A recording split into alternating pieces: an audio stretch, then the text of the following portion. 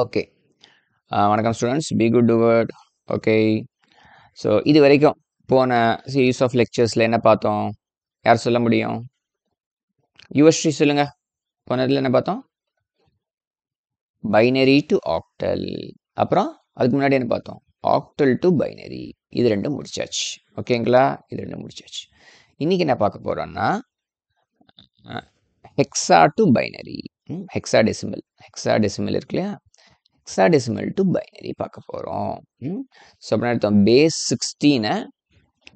16ங்கிற நம்பரை பேஸ் 2ஆக மாற்ற போகிறோம். ஓகே. பேஸ் 16ல் யாரெல்லாம் இருப்பாங்க?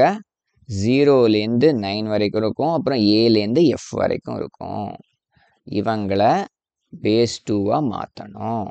Okay, fine. யுவஸ்ரீ சொல்லுங்க, ஆக்டல் எப்படி பைனரியாக மாற்றினோம்? ஒரு ஆக்டல் நம்பரை. சூப்பர். ஒரு ஆக்டல் டிஜிட்டையும் 3 பிட் பைனரியாக மாற்றுங்க அப்படின்னு பார்த்தோம். ஸோ இங்கே அதே போல் ரூல் என்னென்னா hexadecimal digit, okay, hexadecimal digit is represented as a, okay, is represented as a, எழுதல பரவாயில்ல, அட்ஜஸ்ட் பண்ணிக்கோ, 4 பிட் பைனரி நம்பர். தான் பாயிண்ட். ஸோ ஆக்டல்னாக்க 3 பிட்டு, ஹெக்ஸானா 4 பிட். இவ்வளோதான் ரூல், வேறு எதுவுமே கிடையாது. ரொம்ப சிம்பிள். இப்போ பாருங்கள், ஒரே எக்ஸாம்பிள் எடுத்துக்கலாம். First example 4-7A base 16. இந்த ஏ இருக்கு இல்லையா, அது ஸ்மால் ஏவாக தான் யூஸ் பண்ணணும்லாம் கிடையாது. கேபிட்டல் ஏவாக இருக்கலாம், ஸ்மால் ஏவாக இருக்கலாம், அது மேட்டர் கிடையாது. ஒரு சில புக்ஸில் ஸ்மால் ஏ போடுவாங்க, ஒரு சில இடத்துல கேபிட்டல் ஏ இருக்கும், அது பிரச்சனை கிடையாது. யா, ஃபைன். ஓகே. இப்போ என்ன செய்ய போகிறோம்? ஒன்னொன்னே 4 பிட்ஸில் எழுதணும். 4ன்னு இருக்கு. 4னா 100 நம்மளுக்கு தெரியும். ஆனால் 4 பிட்ஸை எழுதிடுங்க, இல்லை அடிக்க வந்துடுவாங்க நம்மள. ஓகேயா? ஓகே. 7னா என்ன? 111 தெரியும் நம்மளுக்கு. ஆனால் 0111 எழுதிடுங்க. ஓகேயா? அதாவது ஏனா என்ன? 1010.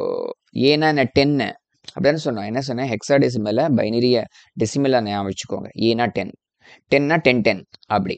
புரியுதா? சார எழுதுறோம் நம்ம. பேஸ் 2. ஃப்ரண்ட்ல எனக்கு 0 இருக்கு, வேண்டாம் அப்படின்னு நினச்சிங்கன்னா நீங்கள் அந்த 0வை எடுத்துட்டு இப்படி எழுதிக்கலாம் ஆக்சுவலி. ஓகே, இது உங்கள் இஷ்டம். அப்படி எழுதினாலும் மார்க் போட்டுருவோம், கவலைப்படாதீங்க, மார்க்லாம் வந்துடும். ஓகே. இன்னும் ஒரு 2 எக்ஸாம்பிள்ஸ் பார்க்கலாம். ஏதோ ஒன்று, எது வேணாலும் எடுத்துக்கலாம் நம்ம. இப்போ 3-7BF ஏதோ ஒரு நம்பர் எழுதியிருக்கேன், பேஸ் 16. ஓகேயா? இப்போ என்ன செய்யணும்? ஒன்னொன்னையும் 4 பிட்ஸாக எழுதணும். எந்த ஆர்டரில் வேணாலும் எழுதலாம். லெஃப்ட்லேருந்து ஆரம்பிக்கலாம், ரைட்லேருந்து, இப்படி வேணால். இப்போ நான் எஃப்லேருந்து ஆரம்பிக்கிறேன். எஃப்னா எவ்வளோ? எஃப்னா 15. 15னா 1111. அடுத்தது பி. பினா என்ன? பி தெரியாது. ஏ எனக்கு தெரியும். ஏனா 10 அப்படின்னா பினா 11. 11னா 1011. ஓகே. 7 எவ்வளோ?